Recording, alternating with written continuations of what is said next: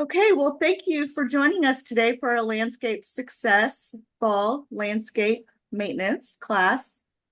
I'm Rochelle Levan, the Landscape Success Program Chair with the Fort Bend County Master Gardeners. Our online program was created by Texas A&M AgriLife Extension Service in Fort Bend County, along with the Fort Bend County Master Gardeners to help you create and maintain beautiful home landscapes. All registrants will receive a follow-up email with a recording of the class, as well as links to websites or resources our presenter may refer to. Also, we have a QR code that will be included in the follow-up email, as well as at the end of the presentation. Please be sure to fill out the survey, as we do use the feedback to prepare and improve our future classes. It's very important to us. If you have any questions during the class, please enter them in the group chat. Questions will be answered either during the presentation or at the end of the class. Today, I have the pleasure of welcoming our presenter, Deborah Burge. Deborah has been a Fort Bend County Master Gardener for 25 years. She has advanced certifications in fruit tree production, citriculture, entomology, and is the first detector plant disease. She regularly authors educational gardening articles and hosts free local talks on topics such as fruit trees, tropical landscaping, climate conscious landscaping, and tree and turf maintenance. Deborah regularly publishes monthly gardening articles for the Sugarland Garden Club and answers questions for local garden club members and homeowners through the Fort Bend Master Gardener helpline. Many of Deborah's publications and tips are available in the Fort Bend County Master Gardener's article library and expert guides like her PDF on growing fruit in Fort Bend County. In Deborah's spare time, she cares for her herd of longhorn cattle, chickens, dogs, cats, and grandkids. So we are very, very lucky to have Deborah today for our class presentation. So Deborah, the floor is yours. You very much. Let me get my boom. There. Can you see that? We're good. All right, great.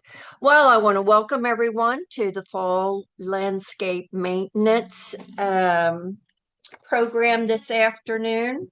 Yes, it is hot as Hades out there, and I know that most of us think that fall is just a date on the calendar, but it's actually coming. It might last maybe 2 months, but well, not 2 months, 2 weeks, but still it will be here soon. So in today's program, we're going to go over the prediction for this winter. We'll have garden observations and how to fix them, what is a freeze and what is cold protection. We'll do some final tips, takeaways, and observations, and then we'll have some questions and answers. So, what are we expecting this winter? Well, I'm sure you've heard on the news that we have an El Nino forming in the Pacific.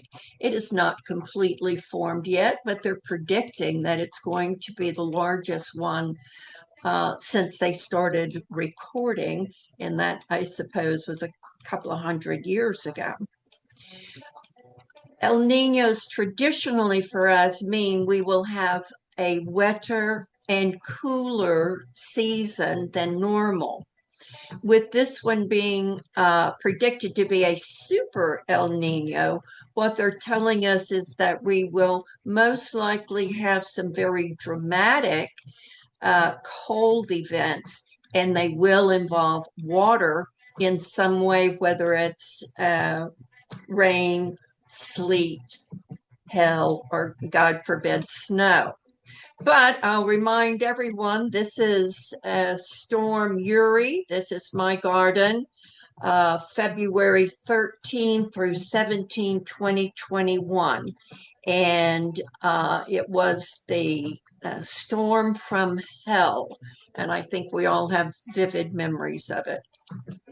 So who has the answer about winter. Well, the trouble with weather forecasting is that it's right too often for us to ignore it, but it's wrong too often for us to rely on it. So we assume we're going to have a warmer winter. We're going to have occasional severe storms that are colder than normal, and some of them will involve water. And that is the plan we should have in the back of our head when we begin our maintenance checklist. So, the first thing we'll do is take a critical look at our lawns and gardens. So when it comes to your lawn, you're going to continue your recommended mowing until your grass begins to go into dormancy. St. Augustine grass and Bermuda grass are the most common landscape turf that we use in this area. Both of those are warm weather grasses, and both of those will go dormant during the winter. While they're dormant, you do not want to fertilize. You want to apply nitrogen before the lawn goes dormant, and that would be in late summer. That will help it recover and store nutrients for the winter. And then in the spring, of course, it will burst forth with green. You want to turn off the irrigation during winter months because remember, your turf grass is not growing, it's dormant. You want to apply pre and post-emergent herbicides as needed to control winter annual broadleaf weeds. And then you want to look for gray spot, any of the other fungal diseases like brown spot, anything that's unusual in your lawn, it's time to investigate it.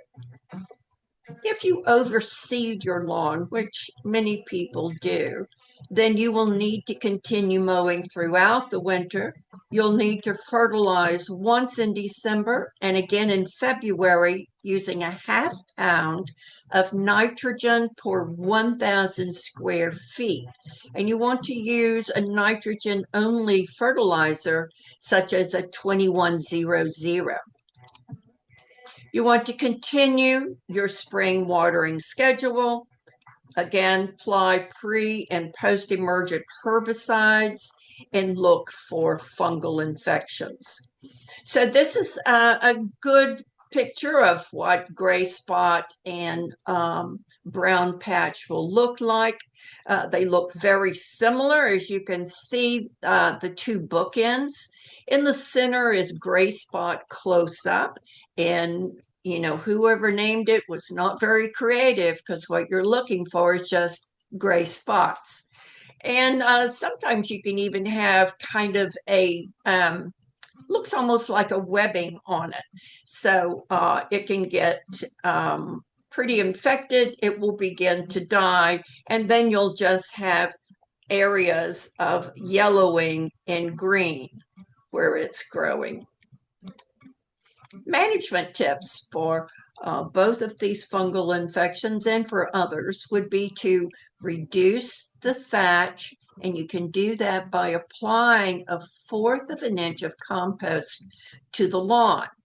So reducing thatch, you can rake it, you can vacuum it. Any of those tend to work pretty good. And then apply your compost, and that will take care of any of the thatch that you did not get out completely because compost helps it decompose. You want to irrigate deeply but infrequently. This generally means 1 time a week with 1 inch of water. Always irrigate early, and because you want that foliage to dry quickly, especially if it's shaded by trees. Avoid using a post-emergent weed killer on your lawn when the disease is active, because if your turf is weak, which it would be if it had this disease, a post-emergent would kill the grass also instead of just the weeds. You want to avoid medium to high nitrogen fertilizer levels. improve air circulation and light levels on the lawn, and you would do that by limbing up overhanging trees or trimming back shrubs. Mow at the proper height and only mow when the grass is dry. Bag and dispose of grass clippings if they are diseased. Control any chinch bug infestations. And this is a lovely website that will do a pop-up for you and will explain the fact sheet on fungal infections. You'll see these throughout the presentation. You can just take a quick snapshot of them and then refer to them later if you want to look up the references. So chinch bug. All right, our southern chinch bug is a very small insect. It is a eighth to a tenth of an inch long. It's black and it has white wings. You can see a photo of it here. Chinch bugs are, I'm not going to say attracted, but they multiply well in lawns that have excessive fertilization because that enhances the thatch. A lawn with too little or too much water, and they also love hot, dry weather. You want to examine any yellowing patches that you have, not the dead patch. They've already moved on from there. So look at that part of that yellowing area. Look at the edges of the yellowing patches. You want to look for 12 bugs or more per square feet, determining that you do need treatment at that level. Now, if you want to do a flotation test, it's very simple. You get a can 4 inches in diameter or 6 inches in diameter, cut off both ends, push it down into the soil, fill it with water and soap mixture, and within 10 minutes, you'll have chinch bugs. If you have them, you'll have them float to the top. So if you're using a 4-inch can, 2 bugs floating up will indicate treatment. If you have a 6-inch can, you'll need 4 to 5 bugs popping up in order to require treatment. Anything less than that, you're not considered to have an infestation. Top dressing of compost will support the microbes in your soil that will reduce your thatch. Lawn aeration is always a good idea, and it helps with compaction. And regulate irrigation to infrequent, longer durations. You can use biological control on southern chinch bug or any of the insects you might have. That would be neonicotinoids, and that is one that the insect must ingest in order to be killed. And pyrethroids is sprayed on, and then the creature has to walk in it and get it on their body. So in our garden beds, we want to remove any old, spent, tired annuals, weed, clean, and mulch. And the reason we want to weed is because a weed or certain weeds are host plants for insects. They prefer to be in the weeds, living in the weeds, laying their eggs in the weeds than in your garden. They're just going to use your garden for food. You want to divide perennials and transplant cool season plants. Heavily mulch any beds you plan to leave dormant. Inspect plants for disease and insect pressure. And you do that by looking inside. You want to look at the trunks. You want to look at the limbs coming out. You want to look under leaves. You want to look at the roots. You want to use any healthy leaves that have fallen as mulch or compost. In general fall care, it's a good time to plant trees and shrubs. You want to prune dead limbs and twigs in those trees and shrubs. Now, we're just pruning out dead stuff. We're not in there doing our annual prune. So this is just to go in, take anything that's dead, anything that is diseased, and prune it out. Plant grass seed if you want to, but remember, if you overseed your lawn, it's going to keep you busy all season. Go ahead and insulate those pipes now. You don't want to be rushing around a Home Depot trying to find pipe insulation when they've told us we have a severe storm coming in 2 days. Gather any plant wrapping supplies and put them in a place where you know where they are instead of having to search for them. Inspect your irrigation heads and the flow from those heads. Apply pre-emergent herbicides after nighttime temperatures read less than 70 degrees. In the spring, you want your soil temperatures to be 50 or more degrees. So pre-emergent herbicides when your soil temps are lower than 70 degrees at night, and when your spring temperatures are higher than 50 at night. And clean your tools and plan for your spring plantings. Now, just a word on pre-emergent.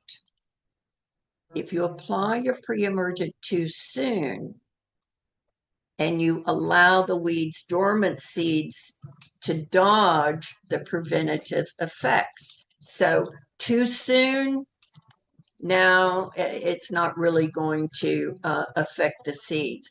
Too late, and they've already germinated. So remember, a pre-emergent only keeps seeds from emerging, from erupting, from sprouting, from germinating. That's all the pre-emergent does. If your weed is coming back from a root or bulb, it's not going to have any effect on it. So this is for weeds like the bluegrass, crabgrass, those types of broadleaf weeds. Pre-emergents contain proteins that inhibit root growth during seed germination. A natural herbicide alternative to toxic weed and feed lawn products. Applying it to established weeds will only help them flourish because all pre-emergents have just a little bit of nitrogen in them. And they're most effective when it attacks a weed just before germinating or sprouting. We recommend an easy way to do this is to buy a soil thermometer. It should be at least 4 inches long. And that's where you can go in and just stick it in the soil and it will tell you what the soil temperature is. Once you decide that you're going to apply a pre-emergent, you want to watch the forecast and make sure that there's no rain coming over the next few days. After you have applied it, though, you do want to wet it with a very soft spray, and you just want to get it damp enough that the wind doesn't blow it. Now, I said you need to be looking at your plants, looking on the inside, looking at the trunk and the limbs, and this is a very good example of why you should do that. If you see these white bumps and you run your thumb over them and this red gel comes out, then you have crepe myrtle bark scale. The best recommendation for that is to wash your tree with a brush, soap, and water, and wash it as far up as you can get and into all the nooks and crannies. Rinse it off really well. In early March, you want to do a drench of imidacloprid, which is 3 ounces per foot of tree height, but follow the directions on the chemical that you purchase. At the end of March and by mid-April, you want to use a different chemical, dinotrophin contact spray. One way to deal with these also is to remember that when you're dealing with scale, it has a hard cover on it. That's the female. She lays her live underneath, and they are protected. And as long as she has sealed herself onto this trunk of this tree, you're not really going to get to her unless you get your fingernail in there and brush and pick her off, or you use a brush to scrape her off. But if you put double-sided tape in the middle of the scale that you find, then you can go out and check every day, and you'll see when the live young decide to escape, because they're called crawlers and they all crawl at the same time. And so as soon as you see the crawlers, that's when you want to use your contact spray, which is the dinotephrin. Now, when you're looking, you're going to see maybe something like this. Back here, this is all bark scale back here. And this looks a bit like bark scale, but when you get closer, you notice that it's not. It looks totally different. These little guys are lady beetle nymphs. And these nymphs can consume over 400 of these crawlers a day. And they are actually the predator of crepe myrtle bark scale, and they're called twice-stabbed lady beetles. So this is the nymph, this is them emerging, and this is a fully emerged beetle. So keep an eye open for them. They do tend to be where you'll find bark scale because they like it. So if you have these, you're fortunate and you have to do less work. Another thing you'll be looking for are these types of leaves. They may have turned red. They'll have a brown spot or a dark spot with a yellow halo around it. And this is caused by Cercospora leaf spot or Endomousporium. So generally you're going to see it May, early June. It doesn't start then, it starts very early in the spring, but you don't see the results of that until May or June. As I said, dark spots, they usually start on lower leaves and they'll move upward in the tree or bush. Use of fungicides are not effective. Now you can look these up occasionally and it'll say, oh, use this fungicide, blah, blah, blah. No, it's not going to work for you. Long term, the disease is not detrimental to your plant. If you have a heavy load, it may defoliate your plant, but a healthy plant will be able to return with leaves and be quite fine. It may slow down a young plant, or if you have a plant that is in a stressful situation, it can make it worse. So the first thing to do in this situation is to take a look at your plant and is it stressed out? If it is, do something about that. Either it's in the wrong spot, it's getting too much water, it's getting not enough water.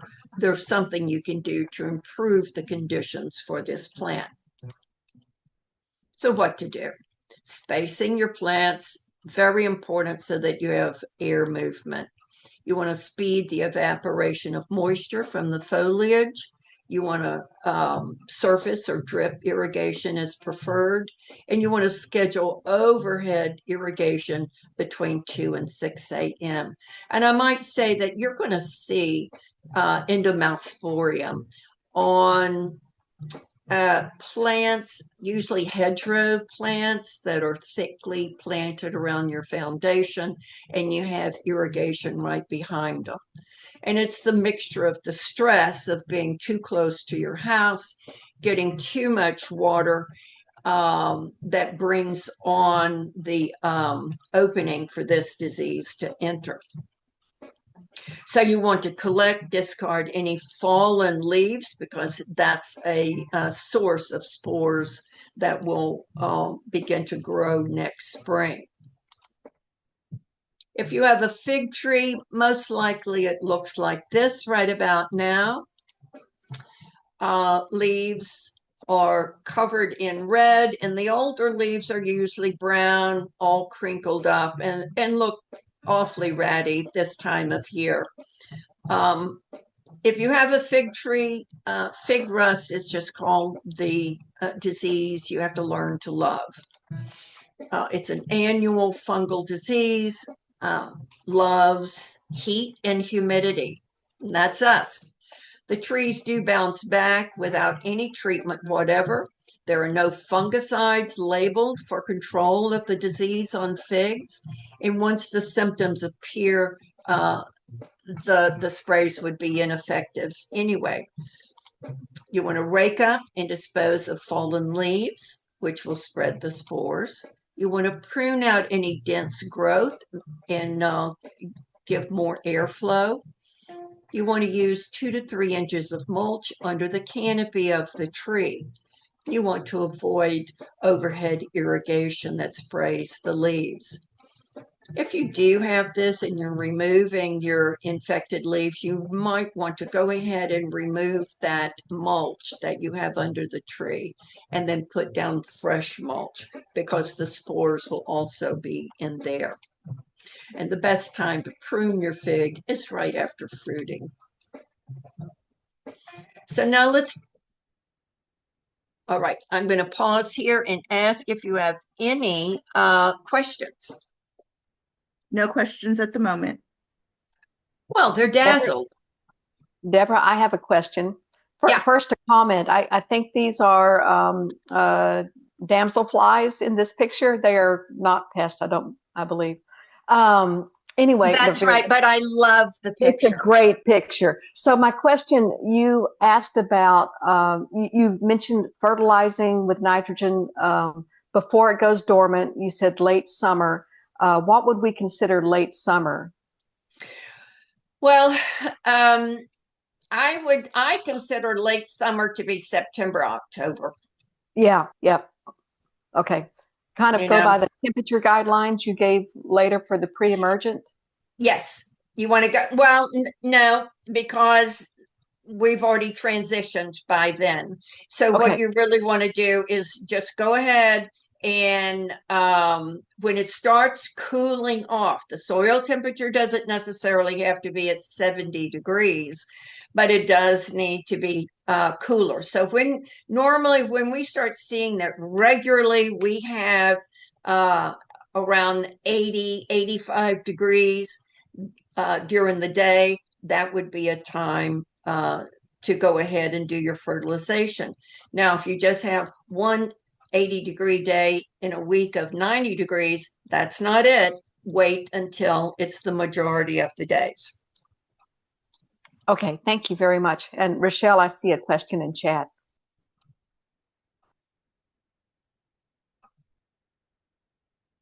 The question is, what about aerating? Yes. What about it? What is it? Or how do we do it? Or aerating is basically punching holes in the soil. And so, and that's an important question, because when you rent an aerator, because I don't think any of us actually own one, but you can rent them. And when you rent one, make sure that it is the type of aerator that is a punch. So it has a cylinder, and it's going to punch and roll, and you're going to have a piece of sod or piece of soil come up with it. If you have the ones that just are pointed like a sword or an ice pick, they're going to go in and they're just compressing the soil even more under there. So you want the type that picks up the soil, and after that, it is a very good idea to spread some compost so that compost get into those holes, water well, and you're good. But aeration is very important to avoid compaction. It helps with keeping tree roots under the soil instead of them moving on to the top of the soil. And when should that be done, Deborah? That can be done anytime. Anytime. And we also talk about this in great detail in How to Grow a Great Lawn. which we've already had our 2026 class, but we will be releasing our 2027 classes shortly. So if Okay. you want to know more about lawn care and aerating, you should attend that class too. Thank you, Deborah.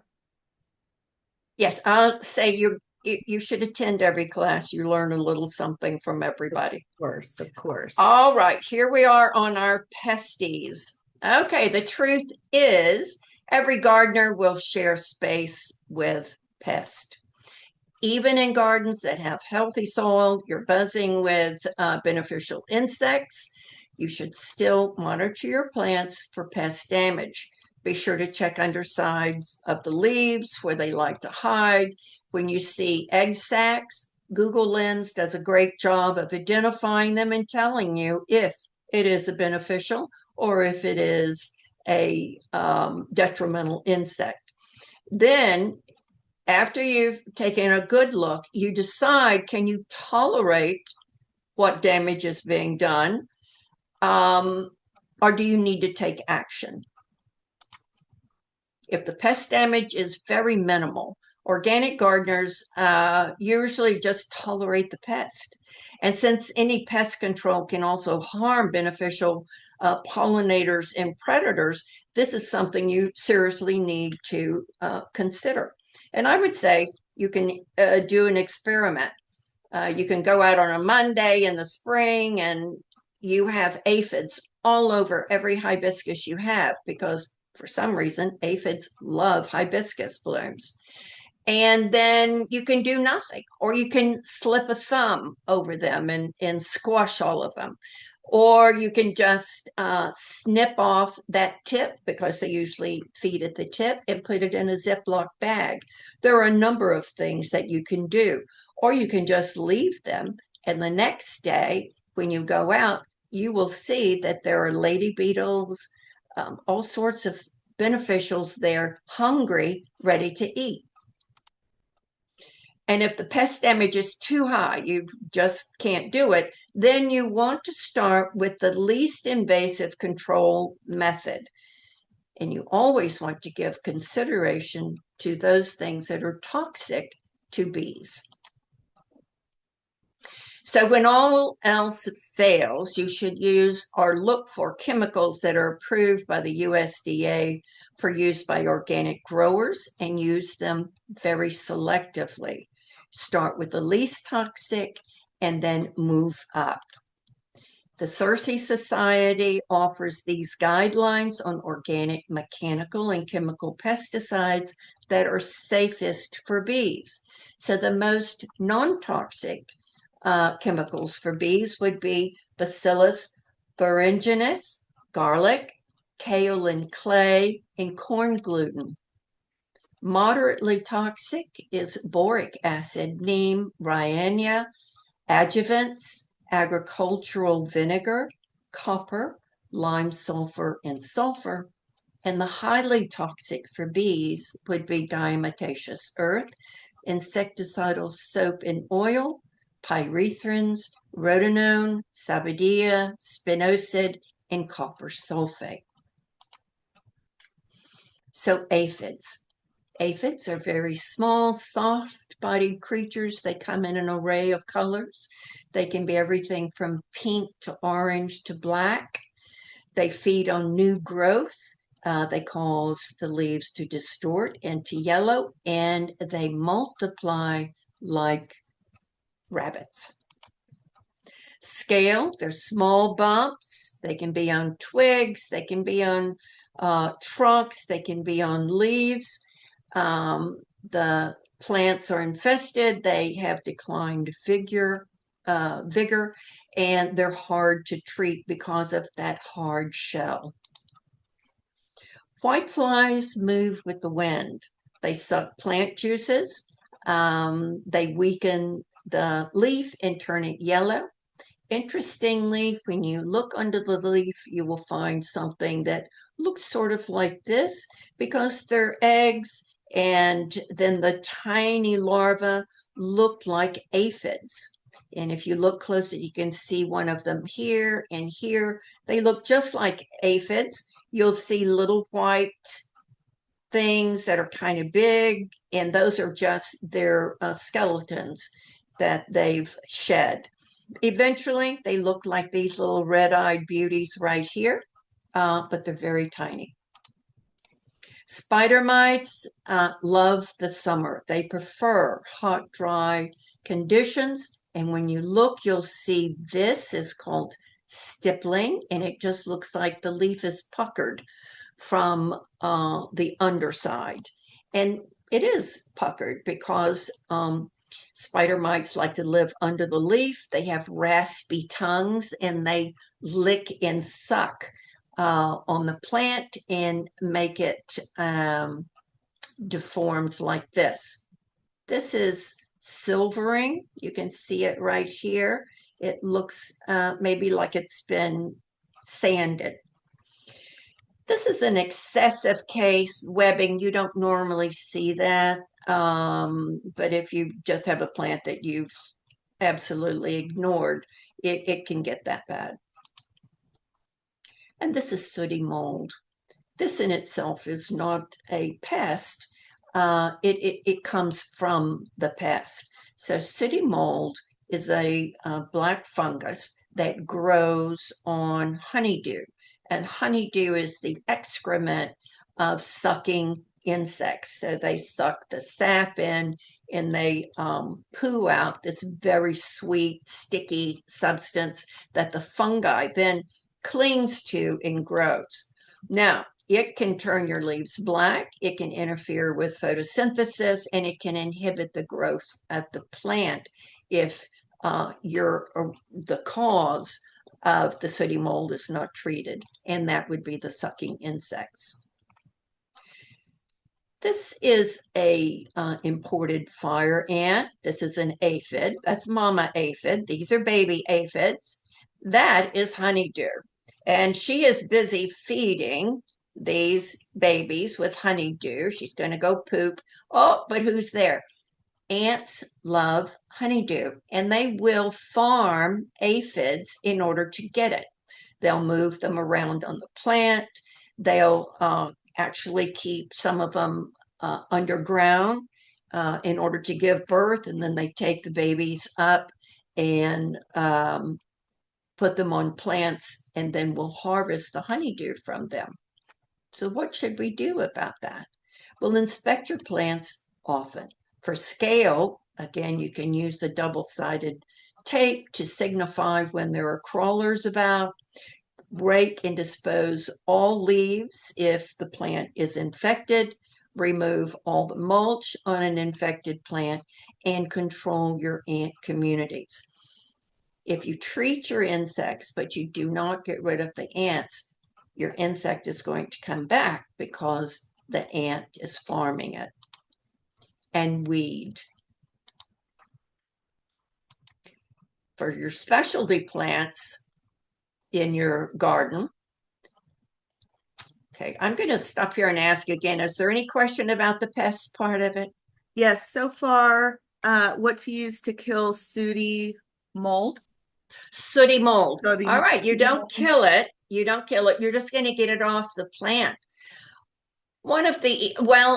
And here's two things. If it's not very heavy, you can just let nature take its course after you've gotten rid of the source, which is the insect. And then just through wind and rain and sun exposure, the sooty mold will die and will just flake off of the leaf. If it's a very heavy exposure and it's affecting the health of your plant, then you can use a strong stream of water. You want to get one of those gallon hose-in sprayers, put about a teaspoon of dish soap in it, wash your plant really well, leave it on about 30 minutes, and then rinse it off. And if you don't rinse it off, you have the opportunity for sun scald. Because when you're washing, you're also washing the protective oils off of the leaf, and it will burn. So wash it well with soap and water, and then spray it off. And you don't have to worry about getting every tiny bit off, because again, once the insect is gone, it'll begin to dry up and flake off. Any other questions? Yes, can you please share how, when, and how long it will take to treat spider mites? So how to treat spider mites, Well, when, and how long it'll take. yeah, well, of course, that is a great big depends on the how long. So how are we going to treat the spider mites? Well, number one, the best thing to do on a spider mite is to wash them off because they like hot, dry. They don't like wet. And so if it's a small plant, let's say a house plant that you have in that's where you'll see them most or with your house plants. Just take a sponge and water and wash it as well as you can. And that should knock the numbers way down. The other thing you might want to do is you can prune the most heavily infested areas. So let's say you have several branches and you find on one of them it's really heavily infected, you can just cut that one off. And that helps get rid of a big load right there. As far as how long it takes, that depends on your plant, depends on how heavily it's infested. As a rule, spider mites are very difficult to get rid of because pesticides don't work on them. You have to get a miticide to work on them. And then with the miticide, it's all in timing as to when it is effective against them. So again, if it's an indoor plant, just go to the sink, give it a real good wash down, and you might have to do that more than once. If it's something on the outside, best practice, easiest thing to do is just to prune out the majority of it and then get in with a strong spray of water and spray the rest of it down. And how long? It just depends. Any other? What is the best way to eliminate fire ants? The best way to eliminate well, and let me start with your question. You're not going to eliminate them. You're going to irritate them to the point that they will leave. But as far as eliminating them, that's not going to happen. You will always have to deal with fire ants at one point. You just want to deal with them in as few numbers as possible. And one of the very best methods is to use the method that A&M has, and it's called the two-step program. So you can look it up online. It's Texas A&M two-step program. And the first step, of course, is to take a look at your gardening area, your backyard. You're going to need to spray or apply a sprinkle of bait. And then after a bait, you'll do an individual contact powder for each nest. And there's timing that's involved. So do Google that. And it is Texas A&M two-step program. And it works really, really well. You can also use boiling water. If you have something small, like a pot of flowers or something that they've gotten into, you can use water with delimonene oil in it. Delimonene is a citrus-based oil, and it's toxic to fire ants. So you can use that for a quick fix. But for long term, you need to treat your entire yard. And if you can convince your neighbors to do it on the same day, now you've made some headway. Any Deborah, other questions? what are your thoughts on food grade diatomaceous earth? Diatomaceous earth is good, but it's not going to really help you in this situation to because what you want to do is kill the queen. Okay. So diatomaceous earth is not going to kill the queen. It's going to take out a few here and there, but it's not going to really work for you. And the other thing to remember is that researchers have found that our imported red fire ant has evolved into having multiple queens now. That used to be just one queen per colony, and so it was very easy to treat them. But now they have more than one queen, so it's becoming more difficult. They're upping the ante. Any other Okay. questions? Yeah, I know a lot of people think vinegar will help. What are your thoughts on that? No, no. There are a number of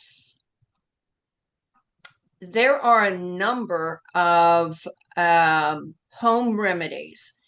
And generally, what those home remedies are doing is just annoying the ant. And they might move off for a while, but they will be back. So you want something that's going to kill that ant, and that's going to give you a longer period, kill the queen, and that will give you a longer period of fire ant free. So instead of having a fire ant mound that you have to struggle with every 2 weeks, if you do the two-step program, you'll get rid of them for, say, 4 to 6 months before they come back. So yeah, there are a lot of little things that you can read on the internet. They really don't work that well. They don't get rid of the queen. If you want to get rid of the queen, you can use the two-step program. And if you want a quick fix, you can just use the dilimonene oil, because that is toxic, and wherever it touches them, it will kill them by contact. And All right.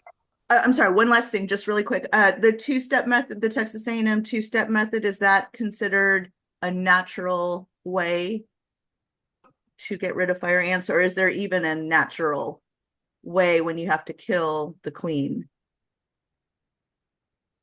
Or Uh, queen? well, no, it's not. Uh, well, I don't know. You're offering them food. They're taking the food, and then you're hitting them with a contact. So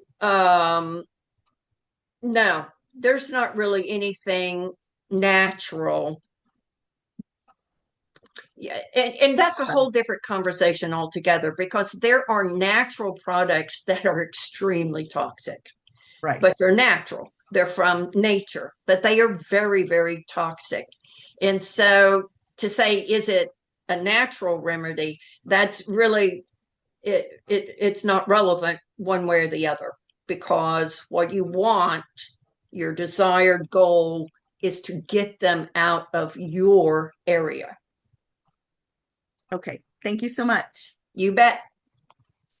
All right, now we're going to go to, we're still doing our checklist. We've gone around, we've wrapped our pipes, so we're ahead of the game. Now we want to take a look at our specialty plants we might have, and everyone might have, usually has one or two.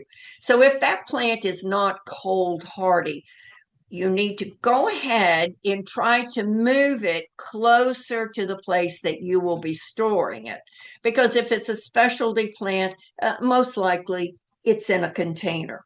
So move that closer to where you plan to store it. And that way it's not such a large task when we get that sudden cold front warning. If you move them indoors, be sure to have a grow light, and you can get a good color spectrum grow light that is a bulb, and you can just screw it into a little lamp and focus it. But they do need that additional light spectrum in order to stay healthy indoors. If it's a plant you just don't think you can live without next year, be sure and take cuttings from it and try to root those cuttings so you have them just in case. And if you grow tropical milkweed, cut it down. This is the time. And this is what tropical milkweed looks like. So what plants need protection? Well, of course, if you're growing any of these tropicals, they're all going to need protection, but so does your plumeria. Your succulents will need protection. Gardenias, if you want spring blooms, cactus, and any newly planted tree or shrub. So even if it's a plant that will go dormant and do just fine over the winter, when it's mature, if it's very young, you're still going to have to pay attention and probably cover it up if we have a storm event.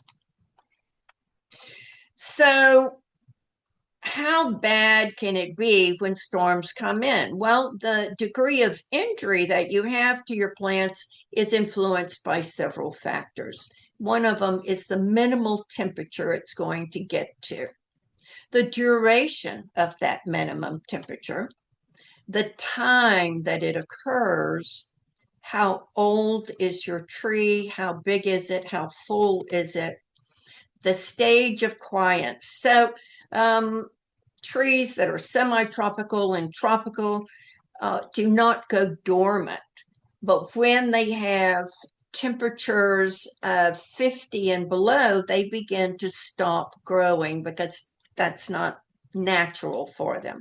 So they begin to stop growing. They slow down on photosynthesis and they slow down on the transfer of nutrients up and down. And that's called quiescence. And it depends on the variety of your scion and your rootstock. Overall tree condition. So how bad can it be? Well, So how bad can it be depends on when it hits. So a tree that is hit with a strong cold front in December will have more damage than a tree that is hit by a cold front in February because of this quiescence. So they've been able to slow down, and they have less opportunity of cells being frozen and broken open as they're growing slower. Your best defense against cold is radiant heat, because blankets do not keep plants warm. They don't generate heat. The main source of heat is the soil. And so you want to take your blanket, drop it over the plant, have the ends go all the way to the ground. You want to then cover that with wood, bricks, soil, anything to hold that heat in. And even cold soil is much warmer than freezing air. And so you'll get some heat that will come up, be trapped in the canopy, and will help protect your plant. Effective cold protection, of course, depends on where you have it, covering it properly, watering it, banking it, and insulating it. So site selection, if you have a choice with your container or with your plant, put it on the south side of a windbreak and or your brick wall, and those things will absorb heat throughout the day, and then they will release radiant heat at night. For a freeze, you want to cover the entire plant, secure the bottom. After the freeze, you want to remove that covering so the soil can heat up again. You can use boxes. If you use plastic sheeting, be sure to put some type of sheet or covering between the plant and the plastic, because the plastic, although it will keep the wind from going through, it will also freeze any of those leaves that touch it. So this is how it should look. You can see how the cover is draped, goes all the way down, and how the radiant heat will come up and get caught. When you do the lollipop, which is just cover the crown and tie it off on the trunk, you're missing all of that radiant heat, and you're really not helping that tree at all. This would be an example of that. This is a great big nope. This is excellent. This is a patio umbrella, and it has frost cloth that goes all the way down to the bottom. This person is banking with bricks. So these bricks will be generating or gathering heat during the day, and it will release it at night. They have lights in it. They'll put a canopy over it, tie it down to the bottom, and this tree will be just fine. This is a no. Look at that plastic. All of those leaves are going to look just like this. Notice all the leaves on the bottom. This is what happens after a freeze. Generally, the leaves are green, but they are going to shrivel and burn, and everybody will drop off. This is good, except there's a gap here. This is better because it's secured at the bottom. This is all good. You can see they have a light source in this one. And this is what can happen. So we have to be very careful when we add heat sources to our covered plants. If you want to generate heat safely, you want to use the Christmas lights, the old one. Incandescent bulbs generate heat slowly, and it can produce a lot of heat. LED bulbs convert electricity directly into light, and it produces minimal heat. So not this, but this. Effective watering techniques. Plants under drought stress are more susceptible to cold damage. So you want to make sure you water your plants several days ahead of the coming freeze. Every little bit helps. That's not going to be the only thing. Radiant heat from water. This is a great way to protect plants. 5-gallon buckets full of water with a lid on them. These will gather heat through the day and release it at night. The only thing that, and you can see this is done because this is a very large tree. And when you're looking at putting canopies or umbrellas or whatever you're going to do, it's hard to do when it's quite large. So the theory behind this is you can generate enough heat that you will probably save this much of the tree. And the other part, the 25% up here, will burn and die, but you clip it back and it will regrow. This is another example. You can see all the snow, or I think it was ice. And then you can see where the buckets are, there's no ice. So this is where the radiant heat has gone up and protected. So for banking, if you have something that you've planted in the ground and it is sensitive to cold, you may just want to bank it. And that's where you'll take clean soil, not mulch, not straw, nothing like that. You need good soil.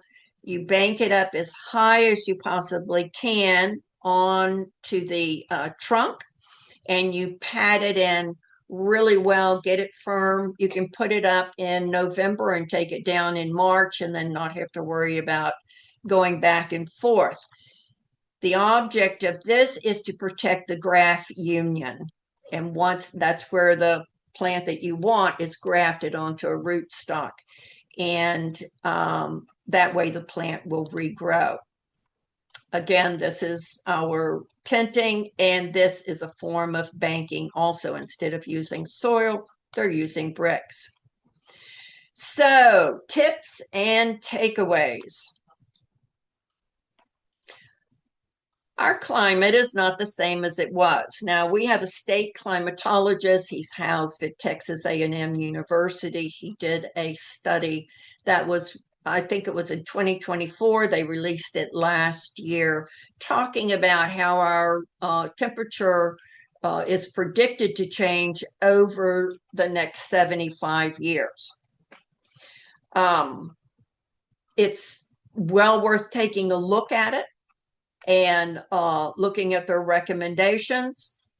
As overall conditions, Texas will get hotter. The number of extreme heat days with surface temperatures at or above 100 will likely go up. Extreme heat days will likely double by 2036 compared to 2000s, with an extra 30 to 60 days per year of above 100 degrees by 2100. These efforts will likely be magnified in urban areas, as would seem logical. Texas has noticeably warmed in recent years and is expected to continue to do so. And these changes come with other effects, like how does it influence drought, our availability of water, ecosystems, and human health. And I bring it up because we as landscape managers need to understand this, accept it, and then plan accordingly. So what does this mean? Well, if you are, let's say, into fruit trees, the temperate fruit trees need chill hours in order to produce fruit. And so if you're wanting peaches, then really you have very limited choices. You're going to have to go with a peach that really doesn't require any more than 150 chill hours. And by 25 years, when that tree has reached its limit, don't replant peaches. We had a terrible peach crop this past spring because we didn't get enough chill hours. And that's going to become more evident as time goes on. So think about your plants that you'll be adding to your landscape. Think about what increased hot temperatures will mean to those plants. All right, I said to cut down the exotic milkweed, and the reason is because of OE, this disease. That's a real tongue tire. It's a parasite that infects monarch, queen, and lesser wanderer butterflies. It causes deformed wings. They're smaller. They have less endurance, and sometimes they cannot mate and propagate. Less than 1% of these butterflies were infected in 1968, and today it's more than 10% of them are infected with it. One consideration for this is because there's an increased density of monarchs in places where they lay their eggs. So if all of us are planting, beds and beds of exotic milkweed, the real issue is going to be that the more monarchs that come to that milkweed, the more of a buildup of this parasite, the more butterflies are infected by it. And often it's also due to loss of wildlife, non-native milkweed spread, and people raising monarchs in large numbers in confined spaces. So a lot of reason why we should go with native milkweeds if you have an opportunity, and just take those exotic milkweeds out of your landscape. Pesticides. One thing you must consider is that pesticides are formulated to kill, harm, repel, or mitigate one or more series of insects. They all work in different ways. Some insecticides will disrupt the nervous system. Some damage the ecosystem. Some repel them, and some will control their growth or their reproduction. No matter what you use, there are different levels of risk to non-target insects, people, pets, and environment.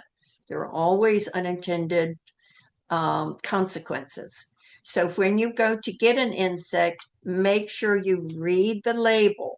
How does it kill it? Do they have to ingest it, or can you just sprinkle it on them? Which one? Uh, what is the return time on it? Sometimes they'll say after spraying this, do not walk in that area or let children or pets walk in that area for 4 hours. Okay, well, what about all the butterflies that come to that area or all the birds that might land in that area? They also are affected. So always be conscious of what you're buying, how is it used, and how can I keep everyone safe? Now, you'll notice when we were talking about the diseases early on, I said in a couple of them that fungicides were of no use. And that's because fungicides are very particular chemicals to use. So homeowners are generally discouraged from using fungicide products to manage diseases of the lawn and landscape for the following reasons. Fungicide products have been developed to help manage specific plant diseases. There's no one product suitable for every situation. The correct diagnosis of a disease being treated is necessary to select the appropriate fungicide product. Diagnosing the disease is difficult to do based on visual appearance alone. Timing, when and how much, applications to effectively control disease is a complex task. In many cases, there is a narrow window of time when best performance is likely. It takes experience to recognize that window through close observation of the plant and environment. Reapplication is necessary at intervals that depend on how long the fungicide persists and remains effective. In addition, there is no available curative treatment once symptoms of some diseases have developed. Fungicide applications will help only with preventing spread to the other areas in these situations. So that's the most important thing to remember from this. Fungicides do not cure the fungal infections. They will keep it from reproducing and spreading, but they will not cure it. Get a soil test. The soil test, it only costs about $15. You only do it every 2 or 3 years. I do it about every 5 years. It's going to tell you what your pH is. And growing plants means they need a certain type of pH. And if you know what your pH is, you know if that plant's going to work or not. It's going to tell you what your organic matter is. Organic matter, you want to be about 4%, 4 to 5. It's going to tell you what your critical level of nutrients is in your soil. And you can see from this one that we have nitrogen, and nitrogen is very low. And that's the case for most everybody. Nitrogen's very volatile. It moves constantly. So normally your soil is going to be deficient or going deficient on nitrogen. However, you can see for the others, phosphorus, potassium, calcium, we have lots of that. In fact, more than we need. The other thing is that it will tell you exactly what you need. So if you tell them that you have 100 acres, they're going to tell you that you need 85 pounds of nitrogen for 1 acre in this land. So that would fill that up. It's great information. And while we're talking about nutrients, you might want to consider rethinking using synthetic fertilizers. It degrades the soil and depletes organic matter, kills beneficial microbes, damages soil structure, pollutes water. It releases synthetic nitrogen fertilizers, produce nitrous oxide, a greenhouse gas 300 times more potent than CO2, and they have all of them have a high salt content that will burn roots and leaves. When it comes to comparison between a synthetic fertilizer and an organic fertilizer, you can see that organic outweighs synthetic on every one of these impacts. Microbial diversity is higher when you use organic matter. Improved moisture holding, structural soil structure is improved, and nutrient recycling is at a rate that plants can accept. You can do it in a 3-year transition. The first year, have your soil tested, cut synthetics by 30 to 40%, begin the composting program.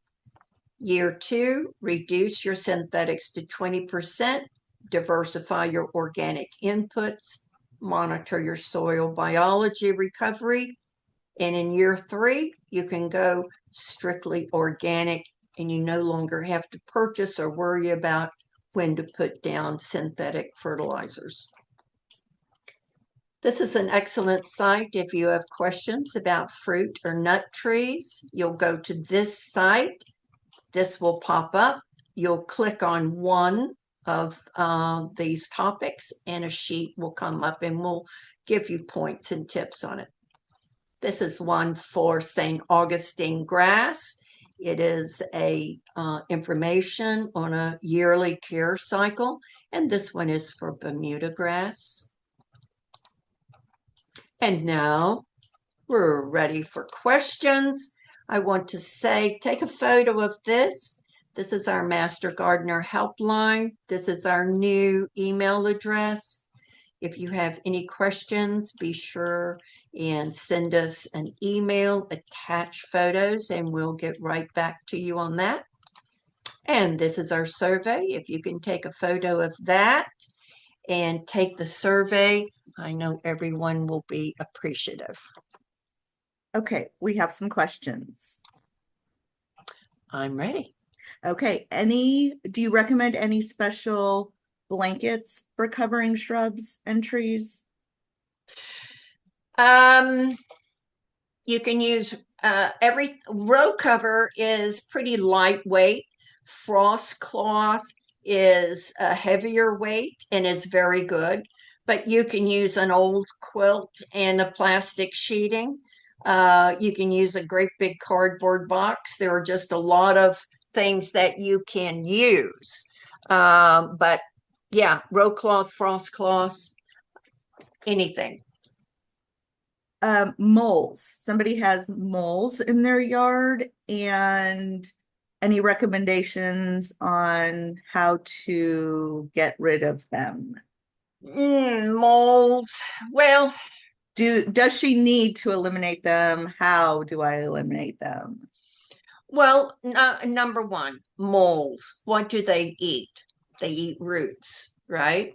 So if they're eating roots, and along with the roots, they're eating bulbs, et cetera, et cetera. So what you ask yourself is, can I tolerate the damage that I'm getting from these moles right now? And if you can tolerate it, then you really don't need to do anything. They travel. Most of the time, moles are just passing through looking for something better.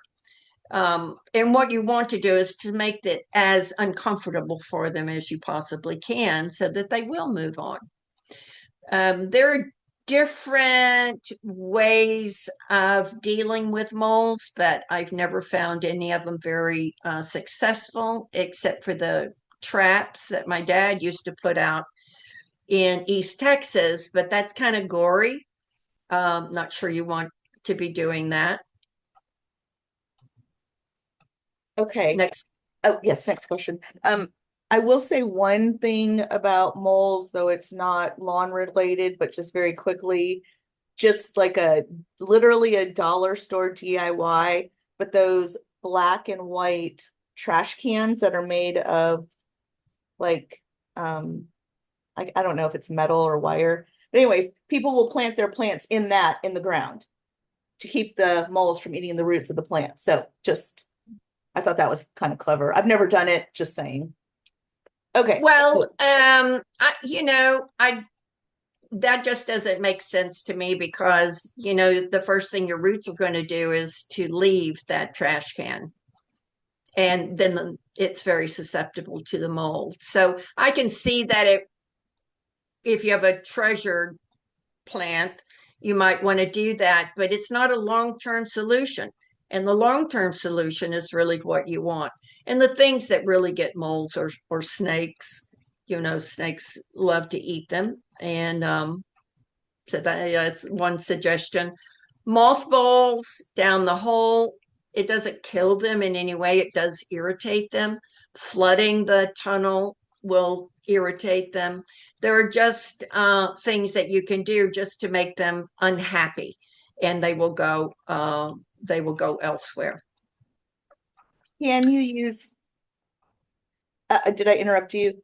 Yep. Deborah? No, okay. Can you use fungicides on vegetable plants in the garden? Okay. You can use fungicides anywhere you want to use them. What I was trying to impress on you is that they're not going to do any good. So once you see the fungal infection, there's no fungicide to cure that. They do not cure it. They just keep it from spreading. That can also be performed by simply plucking that plant out of your vegetable garden and getting rid of it. That way it won't infect the others either. And when you see a fungal infection, you know that what does it have? It needs moisture and it needs warmth to grow. So cut back on the water, trim it up, trim the other plants up a bit so that more heat can radiate through it. And that helps deter it also. Okay, this individual thinks they have every known Texas weed in their lawn. I do too. They need to aerate the lawn as it is compacted and poor and needs to reseed Bermuda. In what order should this take place and when? Oh, Lord. All right. So you have heavy weed infestation in your Bermuda grass. And compacted soil. And compacted soil. All right. Well, I can suggest, Deborah, because I know this is probably a long answer. But we do have a YouTube channel, and this is talked about in our How to Grow a Great Lawn class that you okay. can go and watch. So it's done by our by the Galveston agent, and he tells Yeah, you Boone. Boone.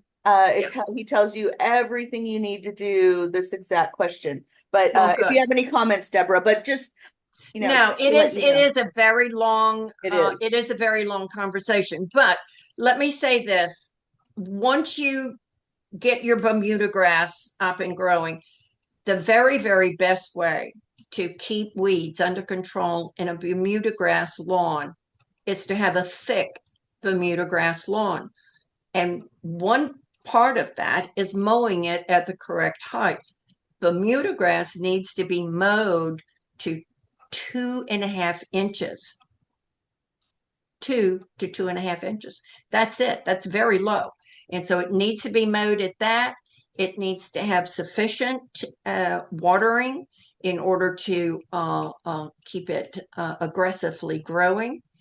And that's what smothers out the weeds. Weeds need an open space for that seed to drop in and to make contact with the soil, and then it will come up. But that's the best advice I can give you. Once you've gone through all of that, make sure you mow it at the correct height, and that will keep it nice and thick.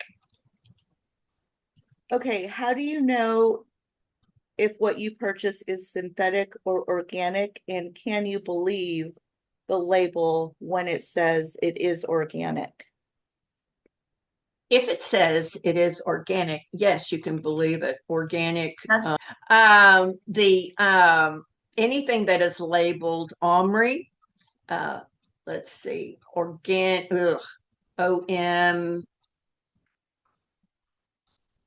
OHMR, I think it is. Anyway, it's has to be it has to pass all sorts of tests. So yes, labeling is actually monitored by the federal government, and any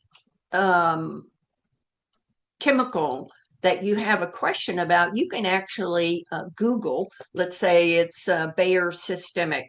You're wondering, oh, well, what's in this and what does it do? You can actually Google it and ask to see the label, and you'll get the label. You'll get a full explanation of that label, and it will go into even its requests for approval from the USDA. Pretty extensive. You can find just about anything on the internet nowadays. But if it says it is organic, it's organic. But caveat, some of the most toxic insecticides and herbicides that we have are natural. They're organic. So sometimes it's just to say I want an organic method doesn't really carry a lot of weight. When we were looking at that list of chemicals that were highly toxic to bees, Bacillus thuringiensis is a common insecticide that is used to get rid of caterpillars and that type of thing. Completely natural. It's from the soil, but it's one of the most toxic chemicals around as far as bees are concerned. So take that into consideration. When you're looking for insecticides, look for how to use it, how does it work, and do I have to take special precautions in order to use it? okay. Next. Oh, I'm sorry. Go ahead, Deborah. Nope, next. Oh, that's it. That is our last question. Excellent. Well, Yes. I hope everyone enjoyed the day. If you have any questions or comments, you can always send it to the helpline, and we'll answer it from there. And I wanted to say that Sherry Landry, I believe, was the person who asked the question about the turf grass. And I did post a link in the chat for the video, the YouTube video, so that you can see that. We thank everyone for being here today. I also am about to post, we are having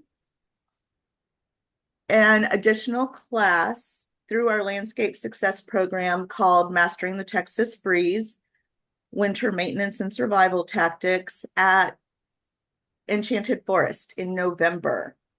So I've put the information there. We hope that you all can make it there. It is going to be in person. So I've put that information. We also have information in the chat regarding our help desk. So again, thank you so much. Our 2027 landscape success classes will be released very shortly. And please check our page, our webpage regarding that. And thank you so much, Deborah. You were amazing. You're welcome. Anytime. Okay. We can stop recording. And thank you everybody for attending. We will be disconnecting now.